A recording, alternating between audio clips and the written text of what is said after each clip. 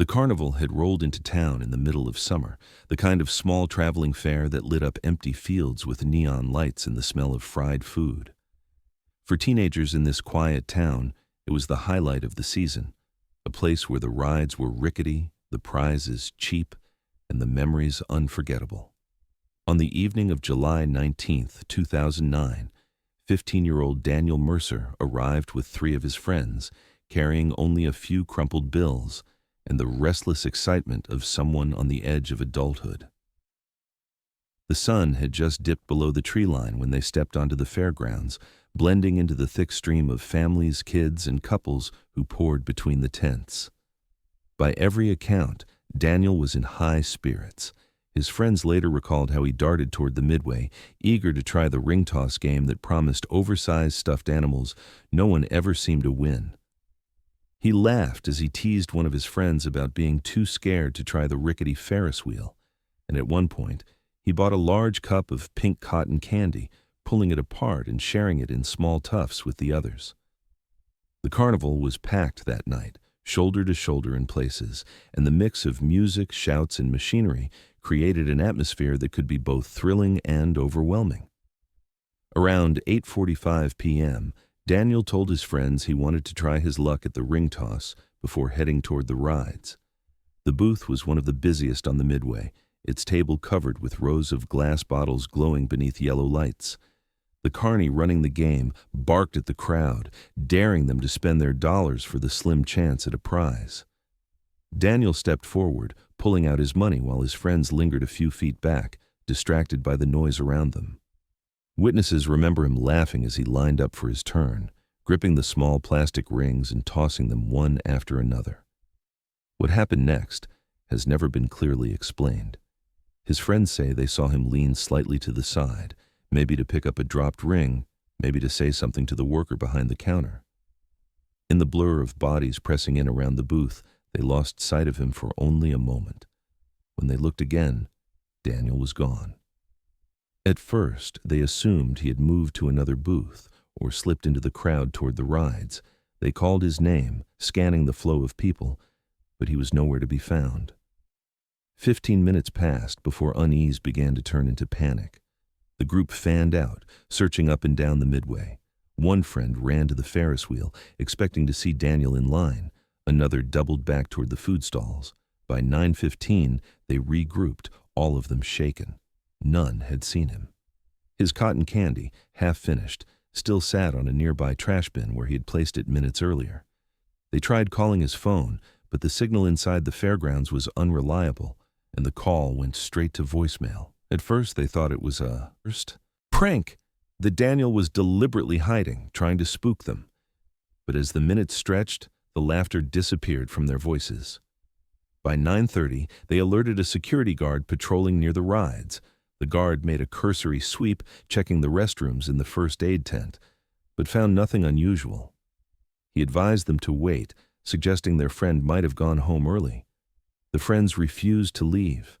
They insisted Daniel would not just vanish without telling them. By 10 o'clock, Daniel's parents, who lived less than 2 miles away, were contacted. They rushed to the fairgrounds, pushing through the crowd with a frantic urgency that caught the attention of carnival staff. Soon after, local police officers were dispatched. Officers began with basic questions, retracing Daniel's last known steps. His friends described the ring toss booth, the crowd, the moment he seemed to slip from view. Police approached the booth operator, who claimed not to remember him. The man said dozens of kids had played that night and insisted nothing unusual had happened. When pressed, he shrugged, saying the boy must have wandered off. Officers weren't satisfied. They requested the operator's identification and noted his vague answers. But in the chaos of the carnival, there was little to act on immediately. Meanwhile, the fairgrounds became a scene of confusion. Loudspeakers announced lost children as usual, but Daniel's name was never called. Officers spread through the midway, searching under rides, behind tents, and in restricted staff areas. They questioned vendors and ride attendants, most of whom claimed to have seen nothing out of the ordinary. Midnight passed with no trace of him. What unsettled investigators was the sheer suddenness of it. Daniel had been standing in plain view, in a public booth surrounded by people, and in less than a minute, he was gone. By 1 a.m., police expanded the search to the surrounding fields and parking lot. Flashlights cut through tall grass and dogs were brought in to track a scent. The dogs managed to follow his trail from the entrance of the carnival to the midway, but lost it abruptly near the game stalls. The implication was chilling. Whatever had happened, it occurred inside the fairgrounds, not beyond them. His parents refused to leave, standing near the midway as rides slowly powered down and the crowds thinned.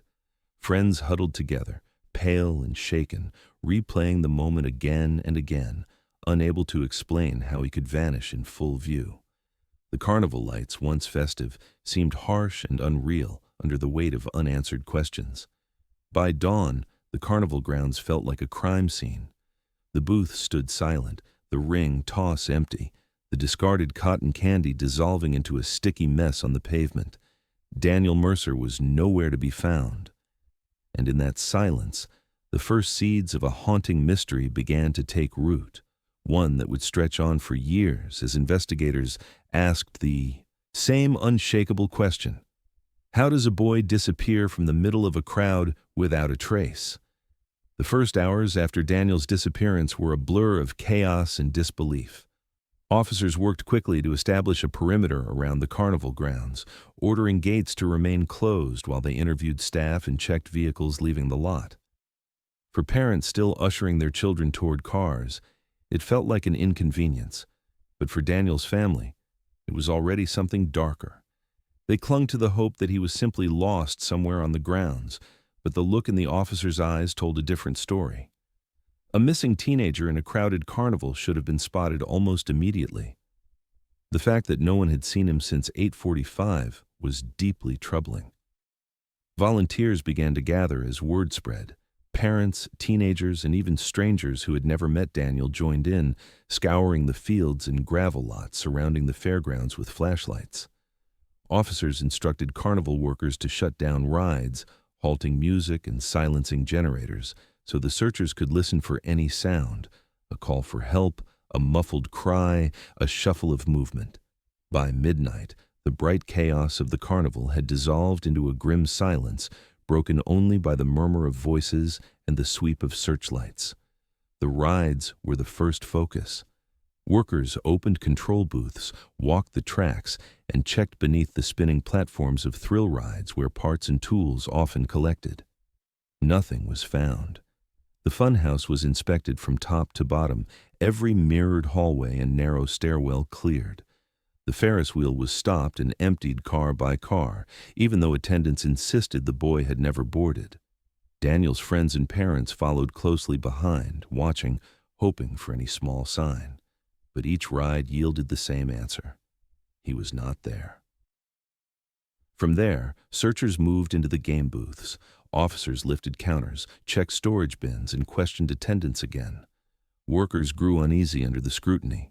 Some claimed to have seen Daniel tossing rings, others insisted they had never noticed him. None could provide a clear account of where he had gone. His cotton candy had been bagged as evidence, though investigators doubted it would provide answers. The booth where he vanished was emptied and pulled apart, glass bottles rattling across the table as officers flipped it. Behind the counters, nothing more than crates of prizes, bags of plastic rings, and old receipts were uncovered. It was as if the boy had simply dissolved into the crowd. The search widened beyond the fairgrounds.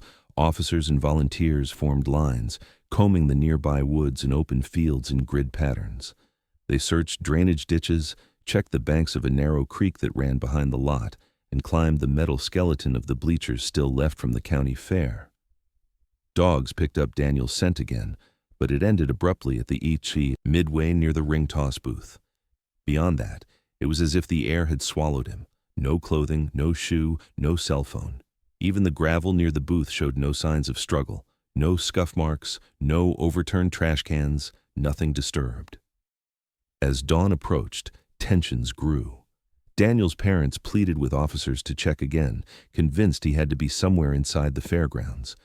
His father argued that someone might be holding him in a trailer or storage shed, pointing toward the long rows of locked utility boxes and staff areas. Police relented, breaking open trailers and supply closets, even tearing into storage tents where equipment was kept. They found spare ride parts, coils of rope, and stacks of ticket rolls, but no trace of the boy. At 7 a.m., the carnival looked less like a festival and more like a dismantled stage after a storm, its secrets turned inside out under police searchlights. By mid-morning, more officers arrived, along with state investigators. Helicopters circled overhead, their infrared cameras sweeping the fields for heat signatures. Volunteers canvassed neighborhoods within a mile radius, knocking on doors to ask if anyone had seen a teenage boy leaving the fairgrounds. Some reported hearing screams late at night, but the noise of the carnival made those accounts unreliable. Others insisted they saw a boy matching his description walking near the parking lot, but none could confirm it was Daniel. The leads grew thinner by the hour. Rumors began almost immediately. Some whispered about a stranger seen near the game booths earlier in the evening, a man who had been loitering without playing. Others claimed the carnival had a history of missing people, though police found no record to back this up. In the absence of answers, stories spread quickly, fueled by fear. Parents began to question the safety of the carnival workers, pointing out that many were drifters who moved from town to town without oversight. Workers bristled under the suspicion, some threatening to quit, others packing up and leaving town quietly before authorities could re-interview them. Each departure deepened the sense of unease. By the second night, the search had reached exhaustion. Hundreds of people had walked every inch of the fairgrounds and surrounding woods. Divers checked a nearby pond but found nothing beneath the murky water. Flyers with Daniel's photo were printed and taped to lampposts and shop windows. His school picture, smiling awkwardly, hair slightly too long, stared back from every telephone pole. The boy who had walked into the carnival with his friends had left no trace behind, and the town began to realize this was not a case of a teenager running off or hiding as a prank. Something much darker had happened. Investigators addressed the media, stating only that they were treating the disappearance as suspicious. Behind closed doors, they admitted they had no idea whether Daniel had been taken by force, lured, away, or somehow managed to slip out unnoticed. No one could explain how a 15-year-old could vanish from the center of a crowded midway without leaving a single clue. For his parents, that silence was unbearable. They begged for anyone who had been at the carnival that night to come forward, certain that someone must have seen something they had not realized was important. As days turned into a week, the carnival itself became the focus of suspicion. Some residents swore they would never let their children step foot on the midway again. The fairgrounds emptied out, leaving only trampled grass, discarded food wrappers, and a growing fear that the boy had been taken into some hidden place that no search could uncover. And in that silence, a chilling thought began to take root in the minds of investigators and townspeople alike. If so many people could be looking and still nothing was found, maybe the boy had never left the carnival grounds at all. In the days following Daniel Mercer's disappearance, investigators shifted their attention from the fairgrounds themselves to the people who worked there. The carnival was staffed by a rotating cast of men and women who traveled from town to town, living in trailers and temporary bunkhouses. Some were young, barely out of high school, while others had been drifting with carnivals for decades. For the police, it was both a blessing and a curse. The sheer variety of workers meant there were countless possible witnesses, but it also meant many of them had little to lose by lying, disappearing, or simply refusing to cooperate. Detectives began by interviewing the ride operators. Background checks revealed that more than a few had criminal records, petty theft, drug charges, and in some cases, more troubling histories involving assault or child endangerment. One operator, who had been responsible for the tilt-a-whirl that night, admitted he had once served time for battery but insisted he had been clean for years. Another, who ran the dart game, appeared nervous and evasive when asked about his whereabouts between 8:30 and 9 p.m., the critical window when Daniel vanished. He claimed he had been fixing a jammed air compressor behind the booth, but no one could verify his story. Investigators noted his shifting answers, but with no evidence tying him to Daniel, the man was left free to return to work. The ticket booth clerks were questioned next. These workers were often the first to see customers as they entered and the last to handle cash at the end of the night. Several remembered Daniel vaguely, recalling a boy with long hair and a bright smile purchasing game tickets earlier in the evening. One clerk, however, denied ever seeing him. Her response stood out, not because she seemed malicious, but because her memory was unusually blank. Detectives wondered if the pressure of the chaotic night had simply blurred her recollection, or if she was intentionally withholding something. Either way, her statement was placed on record to be revisited later. Carnival managers were quick to defend their staff, insisting the workers were hardworking and unfairly judged for their transient lifestyles. But investigators couldn't ignore the pattern that emerged as they dug deeper. Several of the employees had used aliases, signing on under names that didn't match their identification. Some had left entire sections of their employment history blank. When police returned a week later to re-interview certain individuals, they discovered that a handful of them had already moved on to another carnival hundreds of miles away. A few had disappeared entirely, leaving no forwarding information. The abrupt departures only heightened suspicions. One lead that drew particular attention was a man assigned to the very ring toss booth where Daniel was last seen. His name was listed on the payroll, but by the time investigators returned to speak with him a second time, he was gone. Other workers claimed he had left after the carnival closed in that town, quitting suddenly and without explanation. His trailer had been emptied overnight, leaving nothing behind but cigarette butts and a torn playing card on the floor. Detectives scrambled to track him down, but the trail went cold. He had no permanent address, no reliable phone number, and his last known ID was linked to a state far away where he had faced minor charges years earlier. For Daniel's parents, each revelation was agonizing. The idea that someone working at the carnival could have been responsible for their son's disappearance gnawed at them, but the lack of hard evidence left them powerless. They began to see every worker as a potential suspect, every ride as a possible hiding place, and every unanswered question as proof of a cover-up. The town shared their unease. Rumors spread that dangerous drifters had slipped into the carnival, preying on locals. Some insisted the fair should never be allowed back.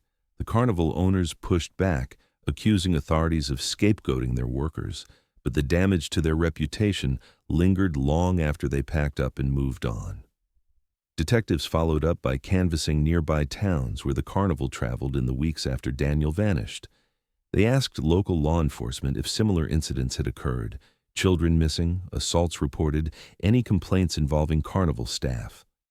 While no other disappearances matched Daniel's case, several small disturbances were noted. A missing wallet here, a fight there, a worker picked up for public intoxication. None connected directly to Daniel, but the pattern of instability within the traveling crew only deepened suspicions. Police began to quietly compile dossiers on certain individuals, creating a list of names that remained under watch for years. The problem investigators faced was simple. Suspicion was not evidence. Without physical proof, no fingerprints, no eyewitnesses placing a worker with Daniel in his final moments, they could not justify arrests. Even the man who vanished after working the ring toss booth could only be classified as a person of interest, not a suspect. Forensic teams had combed the booth and surrounding area, but aside from the faint traces of Daniel's cotton candy and a few indistinct shoe prints in the gravel, nothing tied him conclusively to anyone on staff. Every lead seemed to collapse under the weight of uncertainty. Weeks later, when police attempted to contact several of the employees again, they learned some had simply vanished into the carnival circuit. Workers used false names, shifted locations, and blended into new crews seamlessly. Detectives described the pursuit as chasing smoke. By the time they arrived, the person they sought was gone, leaving behind nothing but second-hand stories and vague descriptions. Each disappearance reinforced a haunting possibility: that the person responsible for Daniel's fate had slipped through their fingers and was now setting up booths and rides in another town, unnoticed and unchecked. The investigation into the carnival staff left the community deeply divided. Some residents believed police were unfairly targeting workers because of their transient lives, while others felt the investigation hadn't gone far enough. For Daniel's parents, the frustration was unbearable. They watched as the carnival left town, the empty fields once again silent, yet their son was still missing, and those who might have known the truth were gone with it. What lingered was the sense that somewhere among the drifters, operators, and clerks had been a person who knew exactly what had happened to their boy. And with each passing week, the chance of finding them slipped further away. It left investigators with a chilling realization. If the answers weren't hidden in the rides, the tents, or the fields, then perhaps they were walking among the very people who had packed up and disappeared into the night. And with those workers scattered across the country, the question grew heavier with each passing day. Would the truth about Daniel's last moments ever be found, or had it already disappeared with those who left before it could be uncovered?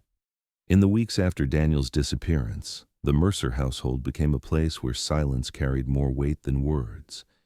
His parents, Linda and Robert, once bound by the routines of raising 2 children in a small town, began to drift into separate orbits under the crushing pressure of uncertainty. At first, they presented a united front. They attended every search briefing, gave joint interviews on the courthouse steps, and begged for information in front of news cameras. But as weeks turned to months without a single lead, cracks in their marriage widened into deep fractures. Linda clung to the belief that her son was still alive. She printed missing person flyers by the thousands, plastering them across gas stations, libraries, and supermarkets.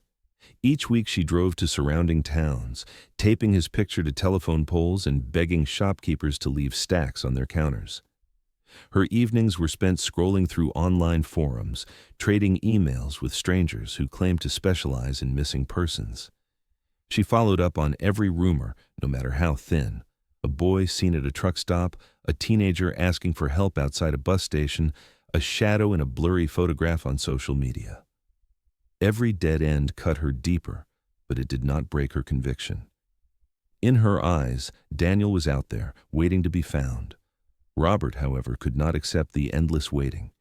He believed from the start that foul play had taken their son, and he grew bitter over what he saw as failures in the investigation. He accused police of protecting carnival owners, of letting suspects slip away, of losing precious time in the early hours when Daniel might still have been saved. His frustration turned to rage in private arguments, then to resignation, and finally to drinking. Nights that once ended with family dinners now ended with Robert slumped in the living room, a bottle within reach. To him, hope felt like a cruel joke, and he resented Linda's refusal to face what he saw as the truth, that Daniel was never coming home. The differences between them became impossible to ignore.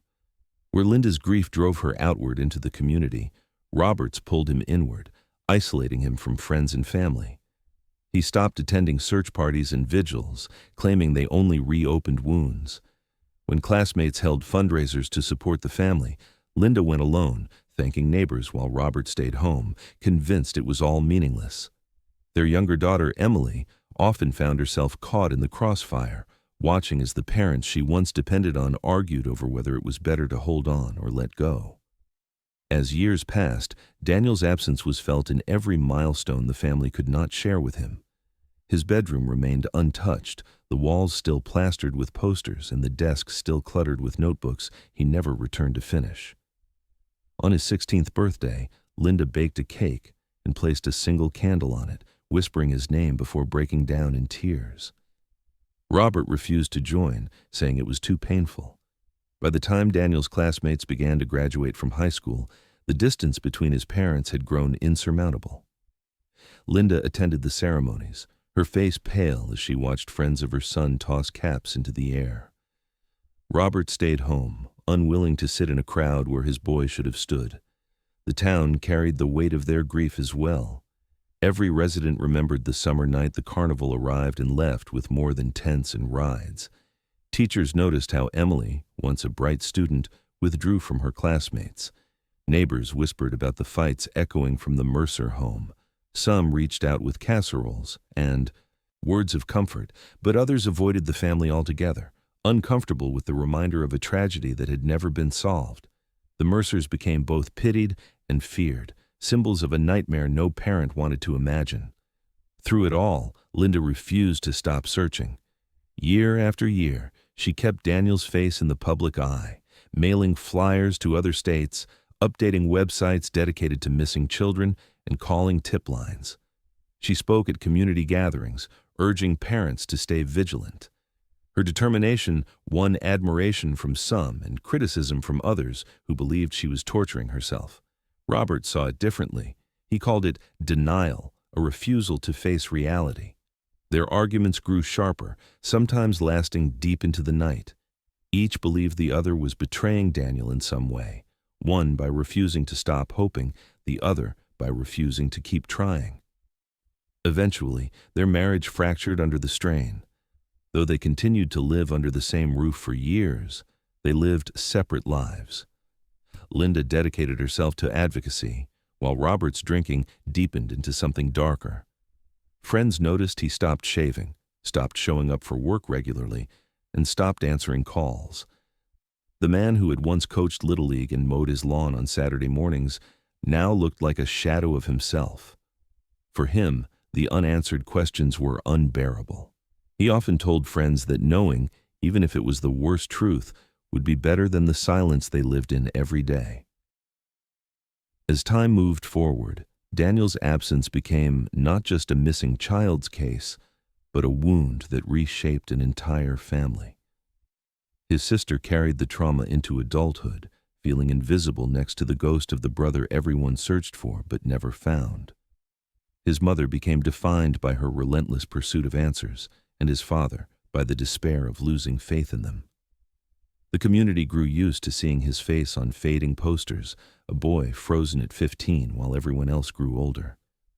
Yet for all the years that passed, the silence remained. No body, no trace, no closure. Just a family shattered in different directions by a mystery that refused to yield answers.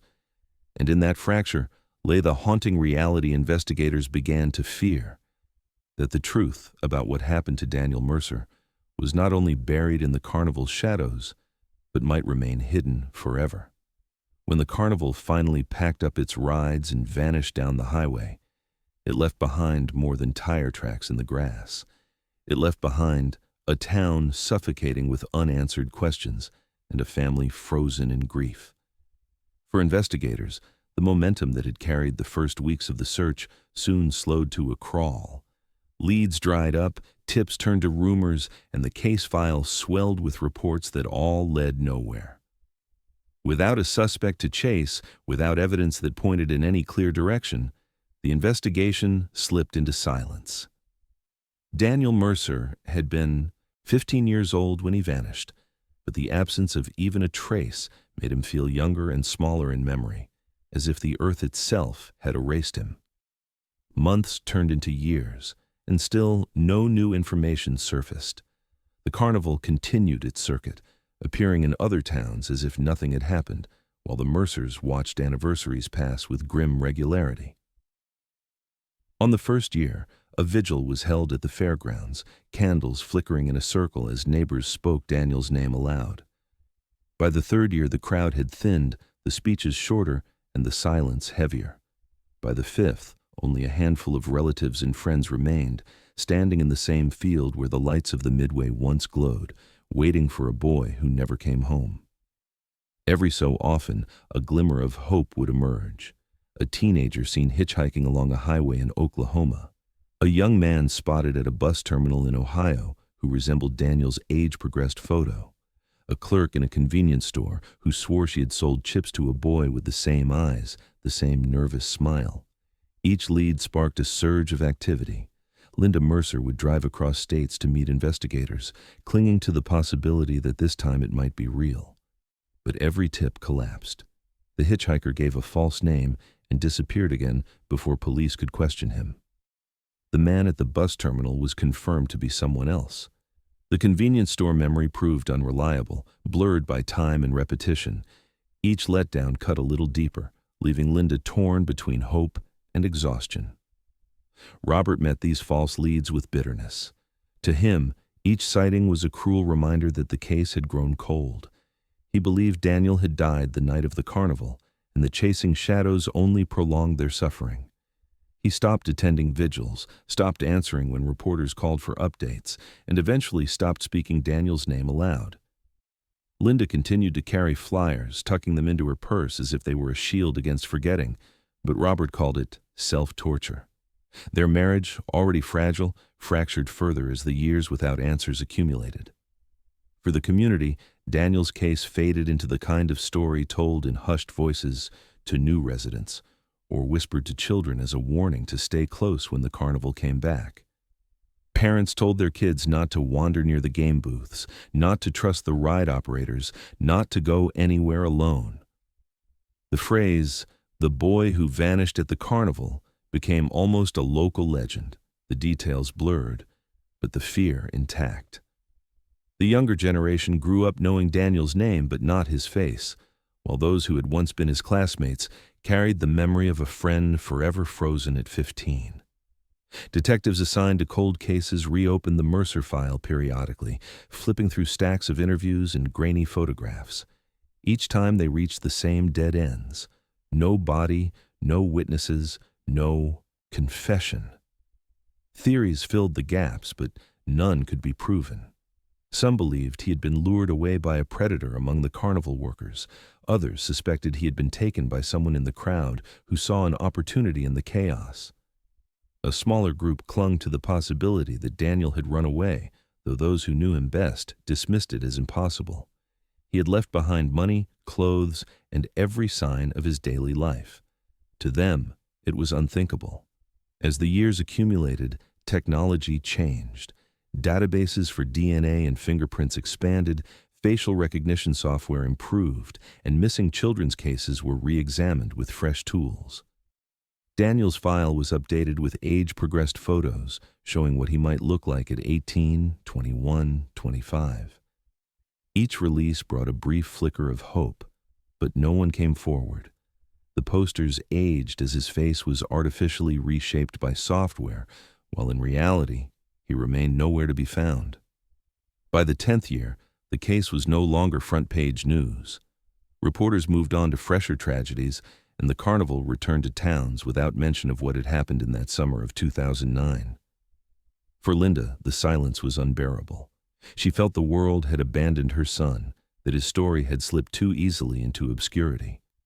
She continued to press investigators, leaving messages and writing letters that often went unanswered. For Robert, the silence was confirmation.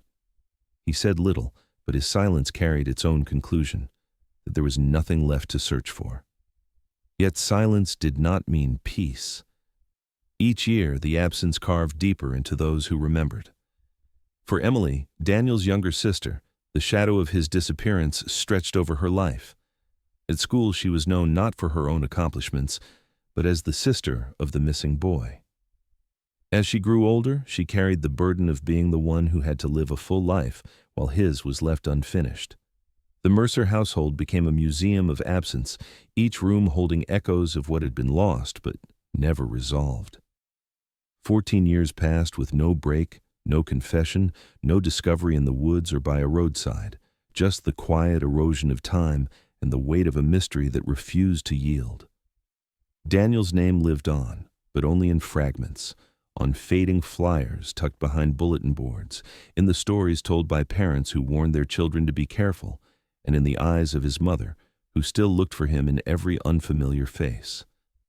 And then, just as the town had nearly given up, a discovery inside a forgotten ticket booth would shatter that silence. By the summer of 2023, the carnival grounds where Daniel Mercer had vanished were barely recognizable. Once a lively stretch of open fields and gravel paths, the space had sat dormant for years, slowly overtaken by weeds and rusting remnants of fairground structures. The town council finally approved plans to redevelop the area into a community park and construction. Crews moved in to dismantle what was left of the old midway. Workers expected to find nothing more than broken boards, discarded trash, and the skeletons of long-forgotten rides. But buried in the far corner of the grounds, hidden behind collapsed fencing and overgrown brush, stood a ticket booth that no one had touched in more than a decade. Its faded paint peeled away in strips, and the small windows were clouded with dirt. When the crew first approached, they assumed it would be nothing more than another demolition job. The booth was sealed shut, its door warped from years of rain and neglect. Two men pried at the lock with crowbars, splintering the frame until it finally groaned open. The air that poured out was stale and heavy, carrying with it the unmistakable scent of mold and dust. At first, the interior looked like any abandoned storage unit, stacks of ticket rolls, empty soda cans, and broken stools scattered across the floor.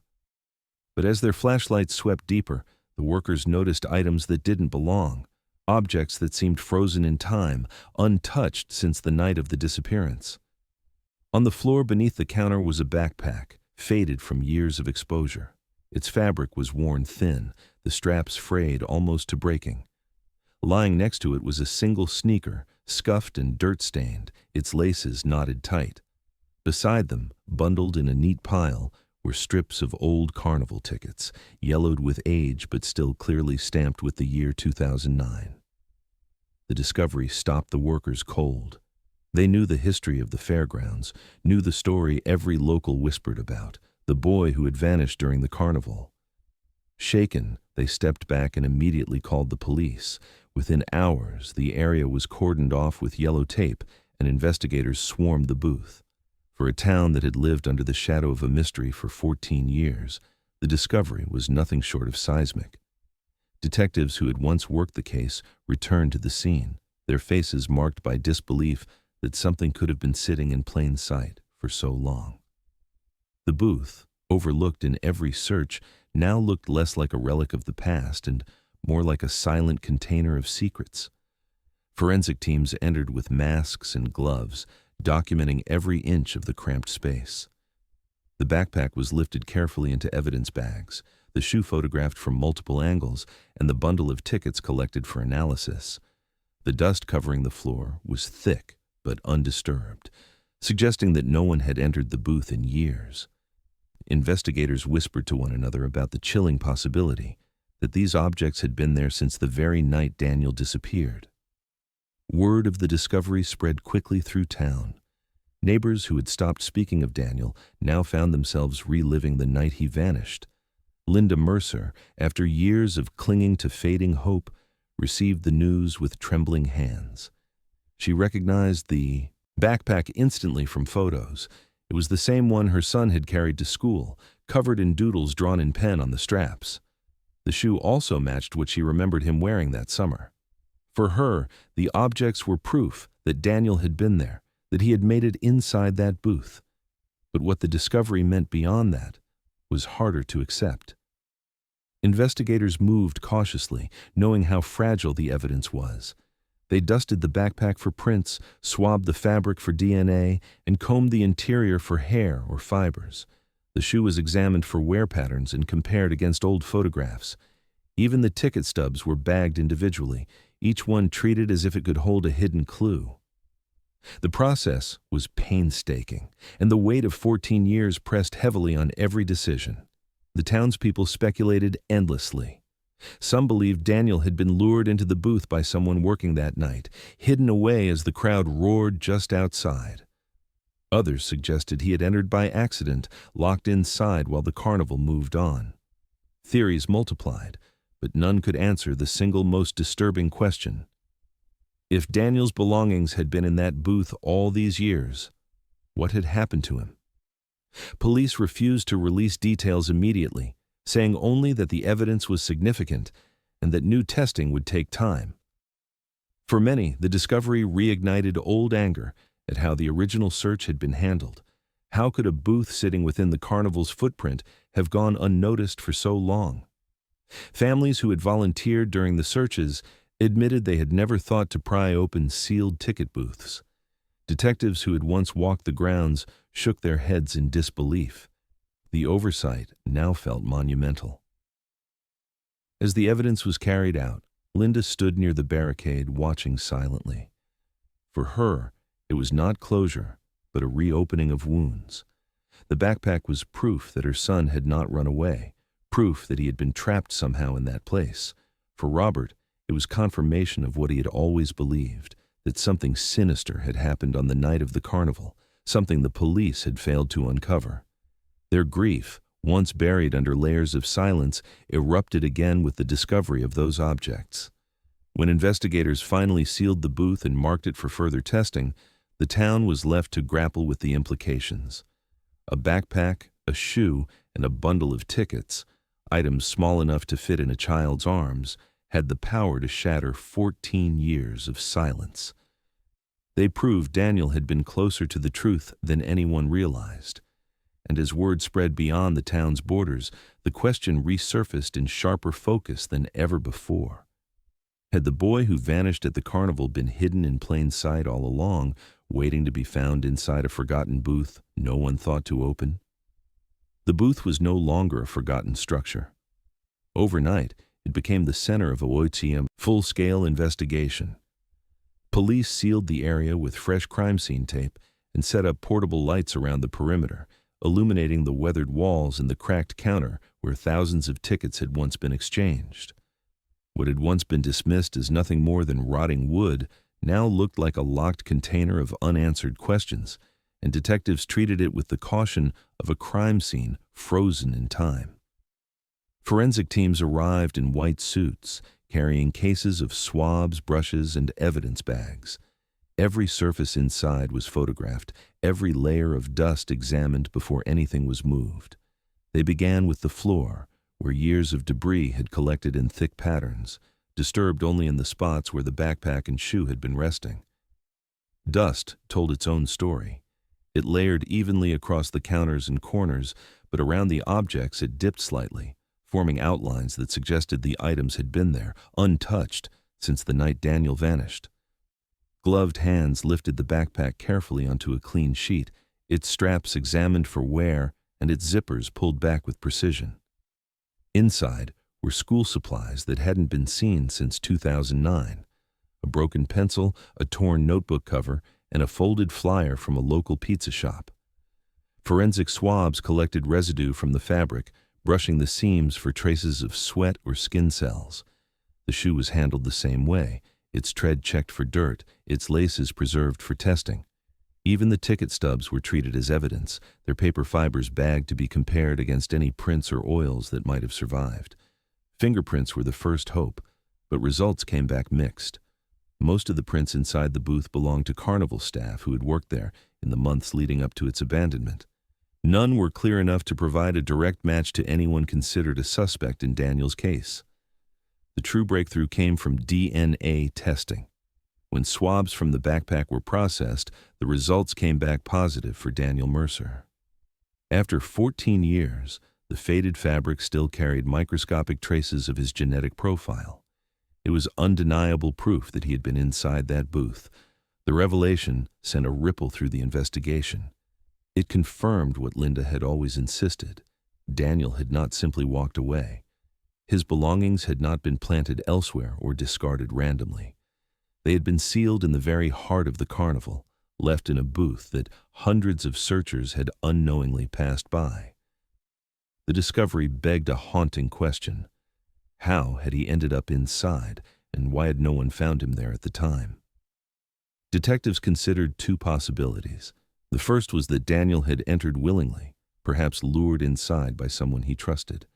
The booth had a back panel, a narrow door usually reserved for workers. If he had been coaxed through it, no one in the crowd would have noticed. The second possibility was far darker, that he had been forced inside, hidden deliberately in the chaos of the midway. If the door had been locked afterward, it would explain why he was never seen again. But both theories left investigators grappling with the same grim scenario. Had Daniel died inside that booth, trapped only feet away from where people laughed and played games? The notion unsettled the entire town. Parents who had once stood in line for tickets there replayed memories of that night, wondering if they had stood only feet from a hidden crime. Former carnival workers who had long moved on were contacted again, asked to recall details of who had been assigned to the booth, who might have had access, who might have disappeared in the weeks that followed. Some remembered a worker with a short fuse, a man who often argued with supervisors, but others claimed the shifts were so chaotic that it was impossible to keep track. Forensic experts expanded their analysis. Soil samples from the booth floor were tested to determine if the objects had been moved after the carnival left town. The dust patterns suggested no, the items had settled and aged in place, undisturbed for years. No signs of forced entry were found on the booth door itself, but the warped frame suggested it could have been sealed tight from the outside once closed. Detectives debated whether Daniel might have been locked inside by accident, left behind when the carnival packed up. But the idea didn't fully explain why his backpack and shoe were found inside, while no trace of his body remained. The investigation reached a chilling impasse. Forensic evidence proved Daniel's presence, but not his fate. The objects in the booth spoke loudly but incompletely. They confirmed he had been there, but they left out the most important chapter: what happened after he entered. For the Mercer family, the discovery was both a revelation and a torment. Linda wept as she held the lab report confirming her son's DNA. Robert, hardened by years of silence, interpreted it as proof of foul play, a validation of what he had always believed. But for both, the evidence stopped short of the closure they needed most. The town was left to wrestle with the implications. If Daniel had been hidden inside a booth in the middle of a crowded carnival, then the tragedy was not just about his disappearance, but about the dozens of people who had unknowingly walked past him that night. It raised the possibility that the very thing they had been searching for had always been right in front of them, just out of sight, sealed behind a wooden door. When investigators released a statement confirming the DNA match, they admitted publicly that they were no closer to solving the central mystery. They did not know whether Daniel had been trapped by accident or hidden on purpose, and without a body, they could not say whether he had died inside that booth. The unanswered questions rattled the town, reopening wounds that had scarred over years of silence. For many, it was not just the discovery of objects, but the possibility they represented. That Daniel's final moments might have unfolded in that suffocating space, his voice drowned out by the noise of a carnival that never knew it was carrying on above a tragedy. And with that haunting thought, investigators turned back to their records, determined to find who had worked that booth and why they had left behind the most disturbing evidence of all. The discovery inside the booth did not answer questions. It multiplied them. For investigators, for the Mercer family, and for the town, it reopened every wound that had been buried under 14 years of silence. Almost immediately, speculation resurfaced, each theory more disturbing than the last. The evidence was clear. Daniel had been inside that booth.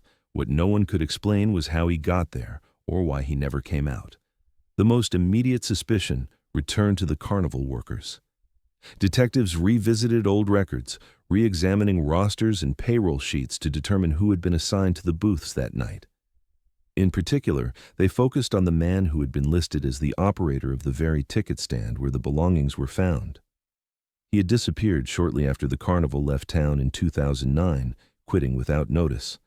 Other workers had described him as volatile, prone to sudden anger, and often keeping to himself. Could he have lured Daniel inside, promising a prize, or simply coaxing him away from his friends under the cover of noise and lights? It was plausible, investigators admitted. The booth was small but secluded once the door was shut. If a trusted adult had waved him inside, it might have seemed harmless in the moment, but others weren't convinced. Some pointed to the possibility that Daniel had entered the booth on his own.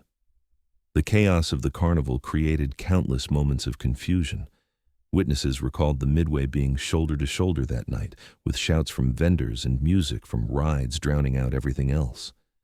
Could Daniel have simply climbed inside, perhaps chasing a dropped ring, curious about the inner workings of the booth? If so, a simple accident could have sealed his fate. A door closing behind him, a lock clicking shut, and the sound of the crowd outside covering his cries.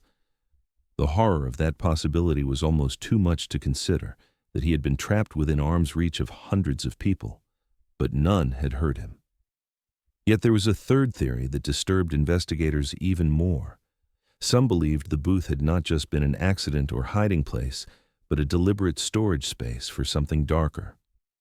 Over the years, whispers had grown about the Carnival's transient workers and the secrecy of their traveling circuit. Could the booth have been used to hide evidence, or even as a makeshift cell? If so, Daniel's backpack and shoe were not just remnants of his presence, but signs of a crime scene that had been carefully staged and then forgotten. Detectives revisiting the case files noted the eerie neatness of the objects found inside, the way the tickets were bundled, the backpack placed flat on the floor, the shoe resting beside it. It was too orderly for chance, too deliberate for an accident. For the Mercer family, each theory cut in different ways. Linda clung to the idea that he had been lured inside because it explained the absence of noise or struggle, and it offered a villain to blame. Robert, hardened by years of doubt, leaned toward the theory of deliberate concealment. To him, it was proof that Daniel had been murdered and hidden, not lost by accident. Both interpretations left them devastated. To imagine their son calling out from inside a locked booth, unheard while music blared outside, was unbearable. To imagine that someone had locked him inside deliberately was worse. The community revisited its own memories with unease.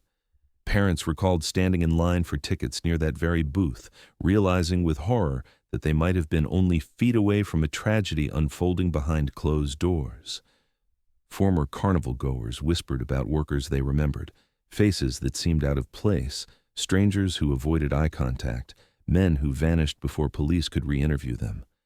Each memory now felt like a clue they had missed, a detail overlooked that might have changed everything. Investigators faced the challenge of separating rumor from evidence. They knew that speculation could cloud judgment, but they also recognized that theories, however painful, kept the case alive. They conducted interviews again, chasing leads from people who claimed to remember unusual movements near the booth that night. Some insisted they had seen a boy being led away by a worker. Others said they had heard banging from inside a structure, but assumed it was part of the rides. None of the accounts could be confirmed. None had been recorded in the original files. Technology added another layer of interpretation. Age-progressed images of Daniel were compared with reports of unidentified remains in other states. None matched. Forensic experts analyzed the booth further, noting that the dust layers suggested no human activity after the carnival left, making it unlikely he had lived or died inside for any length of time without discovery. This only sharpened the question. If he had been inside, where was he now? The absence of a body turned every theory into speculation rather than fact. The case drew the attention of true crime enthusiasts online who dissected every detail released about the booth. Some posted diagrams, theorizing how a person could be moved in and out without being noticed. Others focused on the carnival's history, uncovering cases of theft, assault, and misconduct among workers in other states. The chatter created waves of suspicion, but no solid answers. For the Mercers, it felt like watching strangers debate their son's life as if it were an unsolved riddle rather than a human tragedy. As the theories multiplied, the original investigators admitted a chilling truth. Any of them could be possible. Daniel could have been lured, he could have been trapped, or he could have been hidden. The evidence supported all three scenarios without confirming any of them. What they could not explain, what gnawed at every theory, was the eerie neatness of the objects in the booth. They were not scattered as if abandoned in panic. They were placed as though someone wanted them to be found, but not too soon. That realization left the town with an unsettling thought. If the objects had been meant to stay hidden, why were they left in such a discoverable place? And if they had been meant to be found, why wait 14 years? The booth, once a forgotten structure, had now become the most haunting question of all. Was it the site of an accident, a prison, or a carefully staged reminder of what had been lost? When investigators turned their attention back to the carnival staff records, the search quickly narrowed. Most of the names belonged to drifters who had long since scattered across the country, leaving no trail to follow. But among the rosters, one name began to surface repeatedly in reports and whispered recollections. He had worked at the Carnival. During the summer, Daniel disappeared, assigned to booths along the Midway, including the very one where the boys' belongings were eventually found. What made him stand out was not only his sudden departure after that season, but the history that trailed him across state lines, a troubling past that had never been fully confronted. His name was Thomas Rayner, a man in his mid-30s at the time, with a record that stretched back more than a decade. Court documents revealed charges for disorderly conduct, public intoxication, and in one case, unlawful restraint that had been dismissed before trial. Former co-workers described him as volatile, prone to sudden anger, and often disappearing for hours without explanation. He had worked carnivals in multiple states, rarely staying in one place for more than a season, and always leaving without notice when questions were raised about his behavior. When police first interviewed him in 2009, he denied ever seeing Daniel Mercer that night. He told investigators he had been assigned to another booth and insisted he knew nothing about the boy's disappearance. His answers were vague but not incriminating, and with hundreds of staff and thousands of visitors to sort through, detectives let him slip into the background of the case. But when Daniel's backpack and shoe were discovered inside the abandoned ticket booth 14 years later, Rayner's name resurfaced with a sharper edge. Detectives began contacting former Carnival workers who had crossed paths with him. Stories emerged of troubling behavior, whispered at the time but never formally reported. A worker from Kentucky recalled Rayner being investigated for inappropriate comments toward a teenage girl near a game booth. Another remembered him disappearing during a shift, only to return hours later smelling of alcohol. In Indiana, a local officer told investigators he had been warned about Rayner after parents complained about the way he interacted with kids who lingered too long near the rides. None of these incidents had led to charges, but taken together, they painted the picture of a man who left behind suspicion wherever he traveled. The timing of his disappearance from the Carnival circuit raised even more questions. Rayner had been listed on payroll records in July 2009, but by early August, his name vanished. Supervisors said he had quit abruptly, walking away in the middle of the night, leaving behind his trailer and a half-empty bottle of whiskey. Attempts to locate him in the weeks that followed failed. For the Mercer family, this revelation felt like a cruel twist. An individual with both proximity and a history of troubling behavior had slipped away before anyone realized how important he might be. But the most devastating discovery came when detectives confirmed that Rayner was no longer alive. He had died years earlier in another state, living under an assumed name in a small town in Arkansas. His death certificate listed natural causes, the result of long-term health issues. He had been buried quietly, without fanfare, leaving behind no immediate family.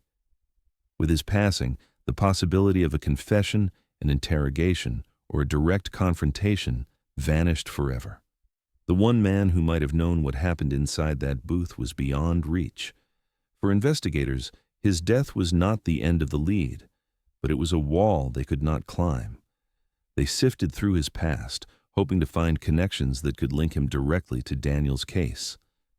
Old police reports were reviewed, former employers contacted, and distant acquaintances interviewed. What they uncovered was a trail of allegations that never solidified into convictions. In state after state, his name appeared in local whispers, but never in courtroom records. He was a shadow that lingered on the edges of communities, leaving behind unease, but no proof.